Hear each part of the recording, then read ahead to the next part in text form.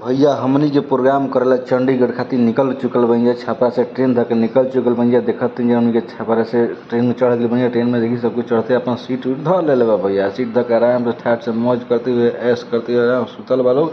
हम बैठ के सब जना के ब्लॉग उलॉग में बनावत तनी। ओकरा बाद बना उना के हम आराम से सुत गनी सीट पर भैया। हमरो सीट एगो मिल गई रहे, फर्स्ट क्लास सीट पर मिल गई रहे। कंबल मिल गई रहे, हमरा एगो तकियो मिल गई रहे। ओढ़े के बिछावे के तो सोचही के ना रहे मुझे देखे के। जानते बानी एसी में मजा ठंडा आवत रहे, लहे लहे बाहर के दृश्य देखला के बाद तो आनंदे न आवत रहे भैया। जब बाहर के मजा रहे हा बहुत सुंदर मजा दृश्य देखते रहे। ट्रेनों आई आगे, ट्रेनों आके मालगाड़ी ही भैया। मालगाड़ी आगे फट से भागा इतना जल्दी बनी कौन मालगाड़ी है, 2-3 गो बोगी लेके भाग गई। बड़ा असमंजस में पड़नी। हम सोचे लगनी, सोचते सोचते आगे बढ़नी तो आगे ब्लॉग उलॉग बढ़नी। ओकरा बाद हमहूँ थाक गई बनावत बनावत। हमहूँ नींद लागे लगा, रात भर नींद लगल। आराम से हमहूँ चदर के तननी हाक से सुत गई। सुतला के बाद हमहूँ के फेरा बना रही है। फिर उठनी तो देखत नहीं कि बाप रे घर भी सब ट्रेन पार कर दिया। हम सुतले बानी, सब चीज़ छूट जी। ब्लॉग में तो लोग दिखाई का हम फिर ये टेंशन भाई। टेंशन से फिर हम उठनी, उठ के तराक तराक फिर ब्लॉग बना के अपन शुरू कर देनी। क्या वो लोग के देखा जरूरी बा कि हम कहाँ जाते नहीं, कैसे जाते नहीं, क्या कर जाते नहीं। तो ओकरा बाद देखी जाए सोलर प्लेट कितना लगा बा। सोलर प्लेट अगर हमने के बिहार में रही तो भैया चोरी हो जाए। लेकिन देखिए ये नहीं है, 125 यूनिट फ्री बा, फिर भी दिक्कतें बा लोग के। यहाँ देखिए लोग बिजली उत्पादन अपने से कर देता सोलर से। जितना सोलर लागल बनू इस सोलर से सोची बिजली निकलत हुई तो कई घर के बिजली जात हुई। तो ये सब चीज़ भैया बाहर में ही देखे के मिल रहा हमने बिहार में कहाँ बा। ओकरा बाद देखिए पुल लौकल एगो खूब बढ़िया पुल लौकल। पुल के देखिए रोड बा, रोड के नीचे भी एगो बहुत बढ़िया नदी भी है। आ नदिया सबके ऊपर जाला, ये नीचे नीचे नदिया जाते रहे भैया। गजबे बनावट रहे नदिया के। हम तो देखा तो चिहाइए के निरोग लोग देखती चिहाइए देखते नहीं। एक साथ 3-3 गो पुल बनल रहे पर तीनों रेलवे के है भैया। लोग देख सकते हैं यार। और सब देखत देखत फिर आगे बढ़नी जा। आगे बढ़त बढ़त गई तो हमारे स्टेशन भैया आगे रुड़की। रुड़की भैया आयल तो रुड़की आयल। रुड़की में देखते बनी भाई जी मोबाइल भरी चला और आई कौन चलो अच्छी चल जाए। लेकिन ऐसा ना हो कैसे कि भैया बिहार ना हो, ये हमने के बन जाए दूसरा जगह में। ओकरा बाद देखिए बनावत आगे बढ़नी। रुड़की से गाड़ी एक खुल गई ट्रेन। जब रुड़की से ट्रेन खुल आगे बढ़ल ट्रेन हड़ात अपन निकलत रहे बेचारी। ओकरा बाद हम अपन तो ब्लॉग बनाए में लागले रही, छोड़ी कैसे वो लोग के देखावल जरूरी बा भैया कि हम का करते नहीं क्या ना। ओकरा बाद रुड़की से ट्रेन खुलल आगे बढ़त गई। हम अपन ट्रेन से बढ़त चल गई। देखी है बाप रे बाप पुल देखत ई टावर देखते यहीं पर चढ़ के मजनुआ बतियावत रहे, जान दे धमकी दिल रहे। ये टावर हो भैया। ओकरा बाद सब बनावत बनावत फिर आगे बढ़नी सुनसान एकदम जंगल में देखते खाली गन्ना के खेती या पेड़ पौधा लौकत। इतना मस्त हरियाली लौकत रहे देख के बुझा गई गाड़ी पंजाब में हमने के घुस चुकल बिया। और पंजाब में घुसल गाड़ी तो हरियाली लौकते बा। हरियाली देख के मन गदगद हो गई। और ये सब देखते हुए हम आगे की ओर बढ़त गई।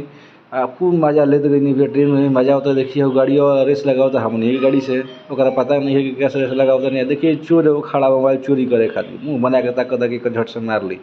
लेकिन हम शीशा के भीतर रही, हमारे कैसे चोरी हुई।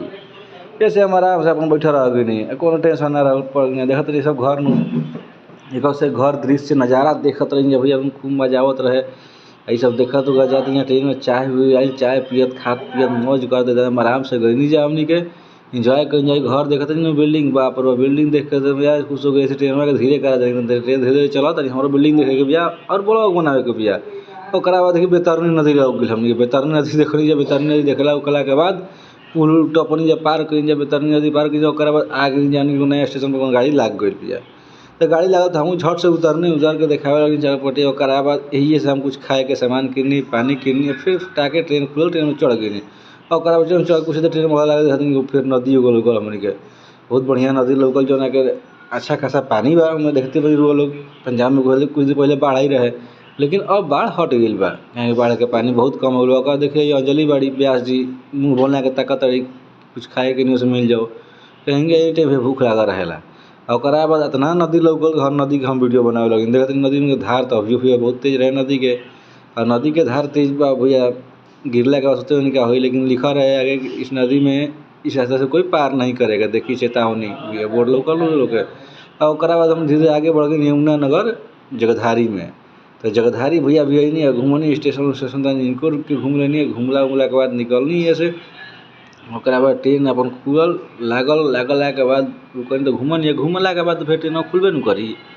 ट्रेन हमारा बस में थोड़े ना भैया चलावल तो ड्राइवर बा, फिर ट्रेन खोल देलस, चल दलस ट्रेन आगे। तो खुल के चल दलस भैया नु, तो हमहू आगे बढ़ गए ट्रेन के साथ साथ। आगे बढ़े तो बहुत बढ़िया देखिए गैस के एकदम लोकल कंपनी जहाँ है, गैस के प्यूरीफायर एकदम एकदम मशीन में डाल के हचड़ हचड़ करके पूरा साफ करके करा के माल के निकाल के बाहर मार्केट में सप्लाई कर जाते रहे भैया। ई सब के चीज़ हम देखनी है, देखला के बाद हम सुनी वीडियो बना ली, वो लोग के देखावल जाए, रोगल देखी जाए। आ फिर आगे कुछ पढ़ने ट्रेन हमनी के लाग के ट्रेन अम्बाला चौक वाला रहे, अम्बाला हमनी उतरे के रहे। अम्बाला से चंडीगढ़ हमनी के तक केहू तक चले जी टेम्पो बस ट्रक धऽ के। तो देखिए रुकल ट्रेन, ट्रेन बहुत लंबा लागल रहे, देखिए चारों पट्टी से दिखते कहते आगे के देख लेनी तो पीछे के देख लेम रुआ। ओकरा बाद देखिए आगे जब ट्रेन बढ़ल तो छोटकी बोगिया खड़ा कर दे सन। रेलवे के देखिए पटरी एहिजा ला के सेफ से रखल गई बा, एकरा के बिहार में अब नहीं रखल जात, दूसरे जगह रखल दो, दूसरा स्टेट में रखल जाता। जानते बन लोग बिहार में रही तो क्या दिक्कत बा। आ ओकरा बाद दे हमनी के अम्बाला स्टेशन पर गाड़ी चहुप गई भैया। आ उतरे वाला हमनी के रही जा, सोचनी तो सर ब्लॉग बना ली। आ उतरे वाले देख ली अम्बाला स्टेशन के हाल बा, देख ली लिखल बा अम्बाला छावनी जंक्शन। तो ये है भैया अम्बाला छावनी जंक्शन। फटाक से निकल गई जा, देखिए चाचा लगल हाथ हिलावे उतरते, भैया खुश हो गई। सभे के खुशी उतरल, देखिए मुँह बना के बाद लगा ताकत आना गया ना। खुशी खुशी आनंद उतर नहीं उतर के हमनी के आराम से चल दिए प्रोग्राम खातिर। फिर अगला वीडियो में मिल। जय हिंद जय।